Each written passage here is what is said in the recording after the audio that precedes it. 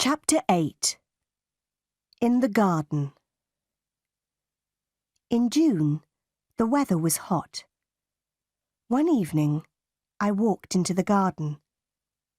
Mr. Rochester was there too. "Do you like this house, Jane?" he asked.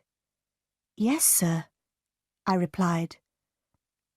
"Soon, Adele will go to live at a school, Jane," he said. "Then I will not want a governess here.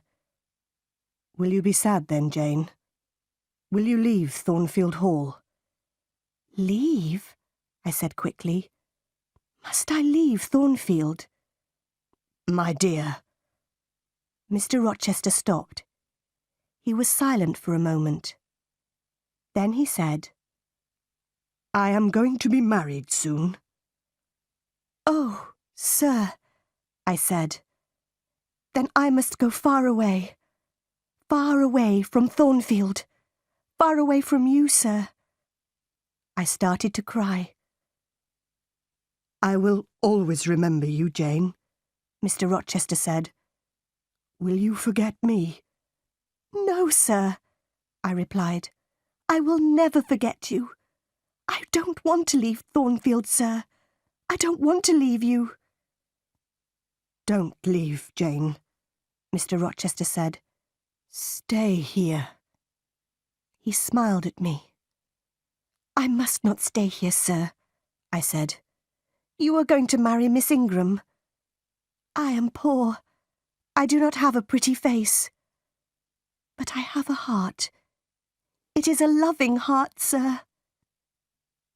"Jane, I am not going to marry Miss Ingram," Mr. Rochester said. "She is rich. She is beautiful. You are poor. You are not beautiful. But I want to marry you. Will you marry me, Jane?" For a moment, I could not speak. At last, I asked, "Do you love me, sir?" "I do," he replied. "Then, sir, I will marry you," I said. And Mr. Rochester kissed me. "My dearest Jane," he said, "nothing can stop our marriage now. We will be married in a month, Jane." We kissed again. Then I said good night, and I went into the house. I went upstairs to my room. Later, I remembered my Uncle John Eyre's letter. "I will write to him in Madeira," I said to myself. "I will tell him about my marriage to Mr. Rochester.